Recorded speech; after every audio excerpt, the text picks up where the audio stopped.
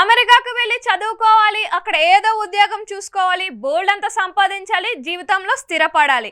ఇలాంటి కోరికలు సగటు భారతీయ యువతకి ఉండడం సర్వసాధారణం. ఇప్పుడు ఎవరిని అడిగినా తమ టార్గెట్ అమెరికానే అంటున్నారు. ఇంతకు ముందంటే ఏమో అనుకోవచ్చు, కానీ ఇప్పుడు అమెరికాలో పరిస్థితులు ఆందోళనకరంగా ఉన్నాయి.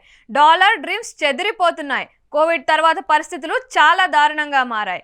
గత కొన్ని సంవత్సరాలుగా టెక్నాలజీ రంగం జాబ్ మార్కెట్లో నత్తనడక నడుస్తుంది.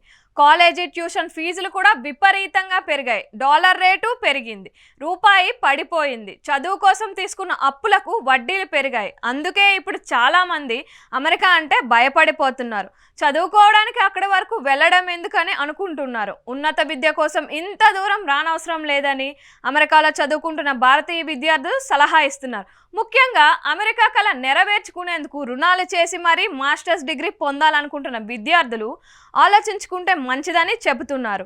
అమెరికాలో ఉంటున్న భారతీయ విద్యార్థులు సోషల్ మీడియాలో పెడుతున్న పోస్టులు చూస్తుంటే అక్కడ పరిస్థితి ఎలా ఉందో అర్థమవుతుంది.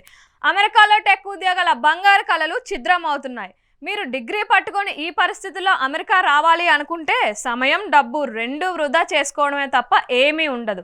అధిక ఫీజులు, తక్కువ వేతనాలు, లాటరీలో H1B వీసా పొందాలంటే అవకాశం స్వల్పంగా ఉండటం, గ్రీన్ కార్డ్ పొందే అవకాశం లేకపోవటమే ఇందుకు కారణం అంటూ ఓ ఇండియన్ స్టూడెంట్ పోస్ట్ పెట్టారు. లక్షలాది మంది MS కోసం అమెరికా వస్తున్నారు. కోర్సు పూర్తయిన తర్వాత అందరికీ ఉద్యోగాలు రావడం అనేది ఒక కలే. మరొకరు పోస్ట్ చేశారు. నిరుద్యోగం ప్రబలుతోందని, వేతనాలు తక్కువగా ఉంటున్నాయని, ఈ పరిస్థితి మరో 2-3 ఏళ్ళు ఉండవచ్చని మరొకరు చెప్తున్నారు. అమెరికాలో ప్రస్తుతం నెలకొన్న పరిస్థితులను ఇక్కడ విద్యార్థులు అర్థం చేసుకుంటున్నారు. ప్రపంచవ్యాప్తంగా కంపెనీల్లో కొనసాగుతున్న లేఆఫ్లతో కోర్సుల ఎంపిక విషయంలో పునరాలోచన చేస్తున్నారు. సాంప్రదాయమైన రంగాల వైపు చూస్తున్నారు. ఎందుకు వచ్చిన టెక్ రంగం అనుకుంటున్నారు. మైనింగ్, సివిల్, రోబోటిక్స్, మెకాట్రానిక్స్ రంగాలపై ఆసక్తి చూపుతున్నారు.